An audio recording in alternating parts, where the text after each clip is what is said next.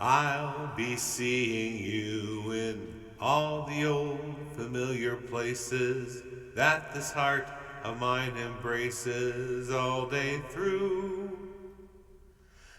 In that small cafe, the park, across the way, the children's carousel, the maple tree, the wishing well. I'll be seeing you in every lovely summer's day, in everything that's light and gay. I'll always think of you that way. I'll find you in the morning sun, and when the night is new, I'll be looking at the moon, but I'll be seeing you.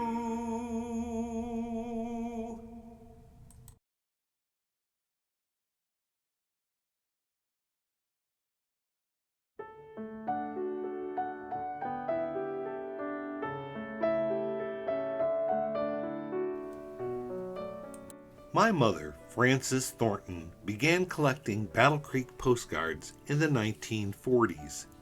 She found it a relatively cheap way to collect local history, seeing that most old postcards sold for 5 or 10 cents apiece. She was raising a family and had limited money to spend. Over the course of her life, she collected thousands of Battle Creek cards. Her collection rivals the Stuart Lassen collection that is presently housed at Willard Library. In this program, I'm going to use some of those postcard images to take a tour of downtown Battle Creek so you can see how it looked in the first half of the 20th century. I'll try to use only the postcard images to show details about some of the sites, but sometimes I'll have to use pictures from my own history collection. This is not supposed to be a definitive tour of downtown, just the sites that I have postcards for. To make it easier to identify buildings, I will refer to Main Street as Michigan Avenue and Jefferson Street as Capitol Avenue. The street names were changed in the early 20th century. I'm beginning this program at the intersection of Michigan and South Avenue, Division and Main Streets, better known locally as Monument Square, and I'll move west down Michigan Avenue with my storytelling. This aerial view is looking northwest over the city from Monument Square. It's in the early 19-teens because the 1914 City Hall is in the picture. Monument Square acquired its name because of the Soldiers and Sailors Monument that was dedicated to all the servicemen and women that fought in the Civil War. The monument was dedicated on May 30th, 1901, shown here in front of the old 1860s First Methodist Episcopal Church. The monument stood at that intersection until the 1960s, when the I-94 business highway, known locally as the Penetrator, required the monument to be moved. It now resides in McCamley Park. Monument Square was the location of many beautiful public buildings.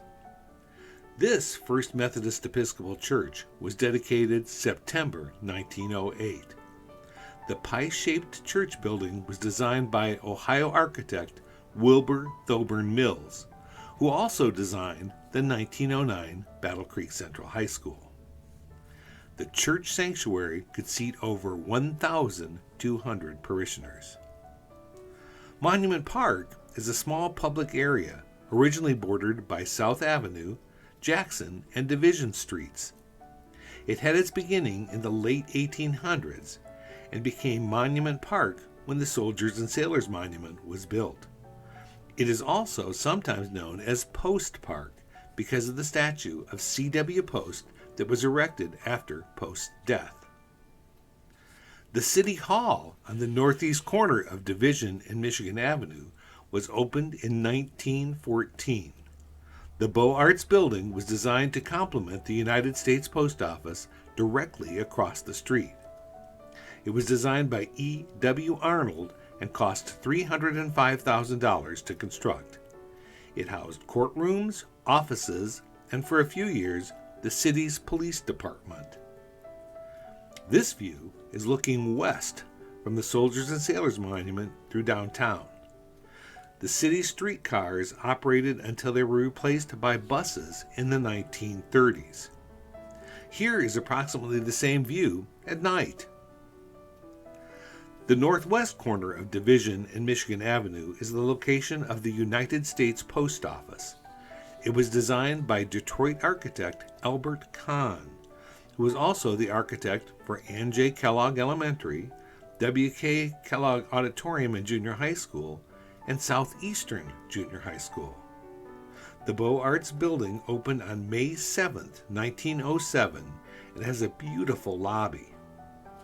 The mailroom was illuminated by a large skylight. In 1931, the post office had an addition constructed on its west side, more than doubling the building space. This postcard of the south side of Michigan Avenue, taken in the early 1920s, shows the First Baptist Church on the left. The church was built on the land the city founder, Sands McCamley, had sold to the congregation in 1843. This building was the second church on this site and opened in 1872. It was designed by William K. Lowsborough at a cost of $26,000. There were originally two tall steeples, but they were removed after one of the towers was struck by lightning in 1899. The church built a new entrance and modern classroom addition in the 1950s. A little further west on the street, there were some of the town's larger hotels. The Halliday Inn Hotel was built in the 1865 and opened as the Bristol House. In 1894, John F. Halliday purchased the hotel and changed its name. It was demolished in 1947. A little further down the street was the Clifton House. It had originally opened as the Williams House Hotel. It later combined with the Potter House Hotel, seen on the far right, and the 150-room hotel became the New Williams House in 1945. This portion of the building was purchased by a local architect and has been preserved. This view of Michigan Avenue is looking southeast from the front of the Williams House Hotel. The Anheuser-Busch building is near the center of the postcard and was offices for the company's beer distributor. A little further down the street was the YMCA. This YMCA was donated to the organization in 1902 by Charles Willard. It closed in the 1920s because of lack of funding. This view of the Battle Creek Gas Company offices is on the southeast corner of Michigan Avenue and Monroe Street. The building became the offices for Amish Travel in the 1960s. Sometimes postcards were used to share news events, such as this fire on December 5th, 1911. The fire took place in a restaurant located in a wooden building next to the former Battle Creek Gas Company offices on the south side of Michigan Avenue. This view of Michigan Avenue is looking towards the Capitol Avenue intersection, showing the south side of the street.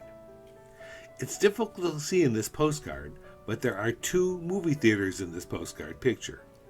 The theater on the extreme left was the Queen Theater, later renamed the Strand. Nearer the Capitol Avenue intersection was a theater called the Rex, and also was called the Princess Theater. This area is all now where Mill Race Park is located.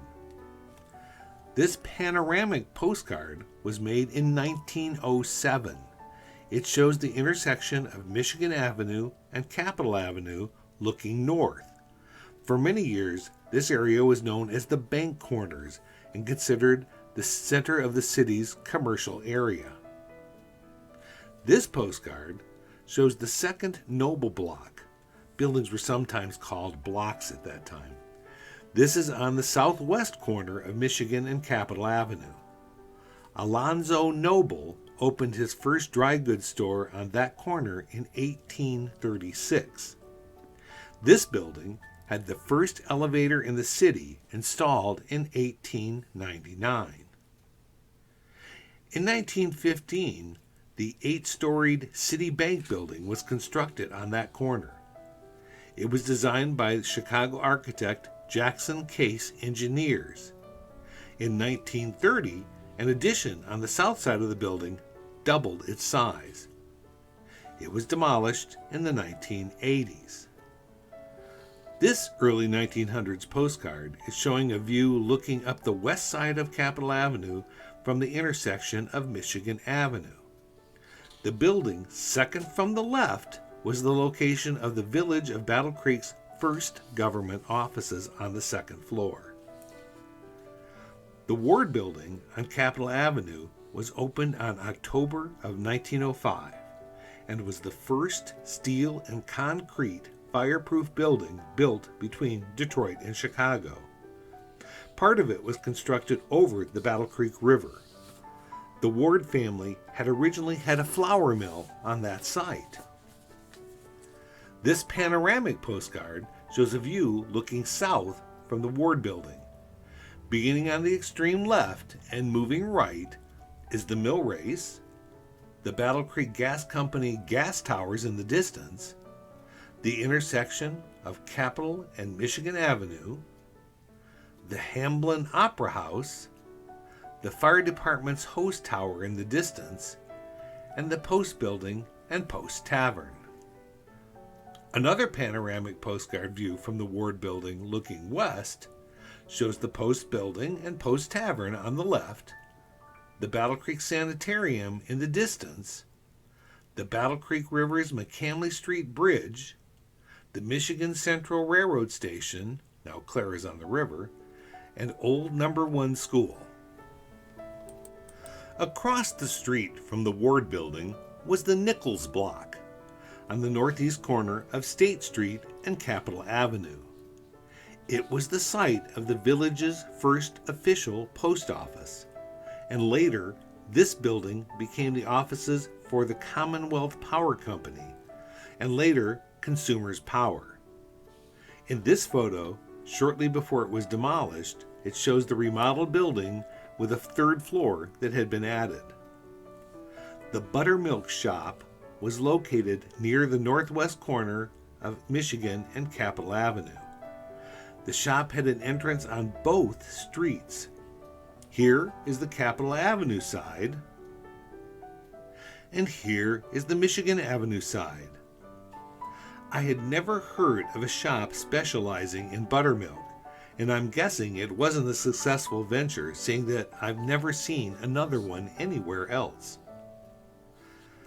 The building that's now called the Milton was originally created when the Merchants Savings Bank and the Old National Bank merged to create the Old Merchants National Bank and Trust. Both bank buildings were located on Michigan Avenue and were demolished to make room for the new bank building. This is the Merchant Savings Bank, and here its interior. This is the Old National Bank building and its interior. This is an architect's drawing of the new bank building. On this postcard, it shows a large cylindrical tower on the bank's roof. I'm not sure if it was supposed to be a smokestack or just decorative, but it was never built. The Old Merchants National Bank and Trust building was designed by the Chicago firm of Weary and Alford and cost $1.7 million. The 46-foot high interior of the bank is breathtaking. The murals depict banking themes, and the chandeliers weigh 1,200 pounds each. The bank was reorganized after the Great Depression and renamed the Security National Bank. The Trump Building, and no, it's not related to Donald Trump, located at 33 through 37 West Michigan, was built as a retail store that originally housed the L.W. Robinson store. Then in 1907, it became the Schroeder Curtis Dry Goods and Millinery store, shown here. In the 1940s, it housed the downtown Kresge store. The Bijou Theater was one of the finest movie houses in the city. This postcard from the 1956 Serial Festival shows the theater's marquee on the left. The Werewolf and Earth vs. Flying Saucers was playing at the time. The original theater had been remodeled shortly after World War II. The interior was very nice. The Trump Building and the Bijou Theater were demolished in the 1980s.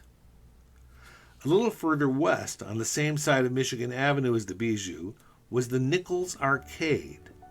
It's shown in the left-hand side of the picture. Here is a nighttime view of that same scene on a postcard. The Nichols Arcade was a two-story arcade with shops on both levels. There were all kinds of businesses, from Mrs. Blood's Millinery to the Arbor Tea Shop. The building was remodeled after the fire of the 1950s and became part of the L.W. Robinson store. This 1918 Liberty War Bond Parade postcard shows the north side of Michigan Avenue looking towards McCamley Street. In 1901, Charles William Post had made a fortune with his cereal company, and he decided to build an office building called the Post Building in Battle Creek, and across the street from it, a world-class hotel. He opened the Post Tavern Hotel on the southwest corner of McCamley Street and Michigan Avenue. The hotel was beautiful and said to be the finest hotel between Detroit and Chicago. Here's a postcard of the lobby. In 1913, a 10-storied addition was added, along with a bridge to the Post Building across McCamley Street. This postcard shows the bridge room's interior. Post also constructed a theater next to the Post Building named the Post Theater. It was the home of first-run vaudeville acts that included the Marx Brothers, W.C. Fields, Sarah Bernhardt, and more, and it also showed motion pictures. On the corner opposite the Post Building was the First Presbyterian Church, located on the northeast corner of Michigan and McCamley Street. This church building was dedicated in 1896 and shown in this postcard. The interior of the church made use of many electrical light bulbs. The church was demolished in the 1920s when the church moved to its present location on Capitol Avenue. Directly behind the old First Presbyterian Church on McCamley Street was the Elks Temple. It was opened in 1911 and was designed by Milwaukee architect Henry C. Hengels at a cost of $65,000. It was demolished in the 1980s. The Central National Bank was opened on the northwest corner of Michigan Avenue and McCamley Street in 1931. The 18-storied office building was designed by Holigerd and Root. The banking room was really striking with its Art Deco design. The building has an underground parking garage and had a penthouse that was originally called the Skylark's Nest, built for the president of the bank, Ezra Clark, who also founded the Clark Equipment Company. The Regent Theater on Michigan Avenue was located next to the Central National Bank, as shown in this postcard from the 1931 Battle Creek Centennial Celebration. The theater opened on November 18, 1918, and on November 27, 1918, it debuted the first sound movie in the city. Its balcony featured wicker seating. The Buick car dealership was located directly to the west of the Regent Theater, as shown in this postcard. In the early years of automobiles, the showrooms were located in the Central Business District. The Michigan Avenue Bridge over the Battle Creek River even had postcards. This one shows the early 1900 bridge. This two-storied building was located on the southwest corner of Michigan Avenue and Carlisle Street and was built partially over the river. By the 1920s, this postcard shows that the newer retail businesses were built over the river. Stan Lassen's Pontiac Cadillac opened this dealership at 320 West Michigan Avenue on May 13, 1937, and advertised with this postcard. Jerry and Jake DeNoyer began working together at the Bernhardt Motor Company. They opened their own Chevrolet dealership in 1928 at 350 West Michigan Avenue. The original building burned down, and they built this building in 1933 at the same location. When the city's founder, Sands McCamley, drew the plat for his future village of Battle Creek, he included an area for a central park. The city officially named it McCamley Park on May 3, 1880. The Native American statue was placed in the center of the park to honor Sands McCamley's friendship with the local Native Americans. The statue was moved to Irving Park in the 1960s and is now housed at the Battle Creek Regional History Museum. In 1879, the Seventh-day Adventists dedicated this tabernacle on the block bordered by Michigan Avenue, Washington Avenue, and Van Buren Street.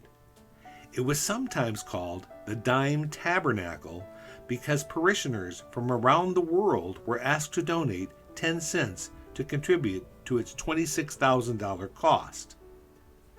On January 7, 1922, the tabernacle burned to the ground, and once again there was this postcard to record the event. In 1926, the new tabernacle was dedicated. It was designed by local architect A. B. Chanel at a cost of $150,000.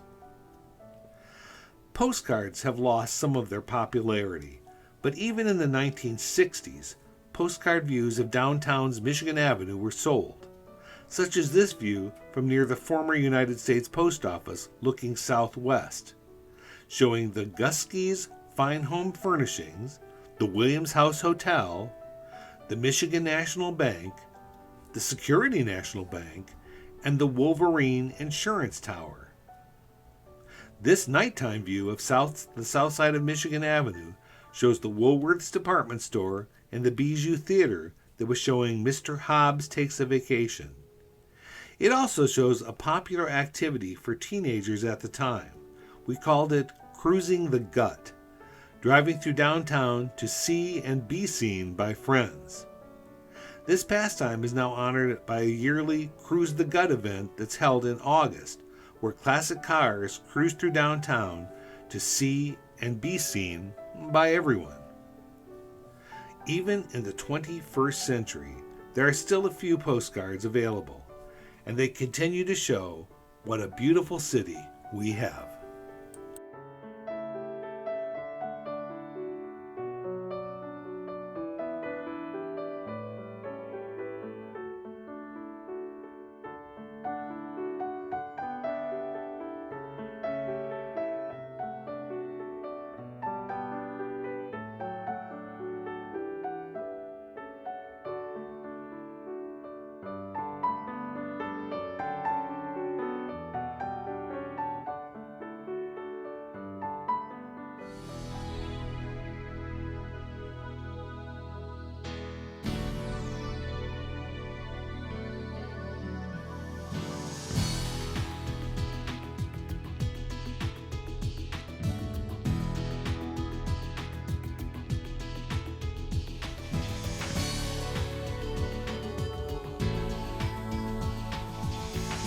Access Vision. Your voice, your community.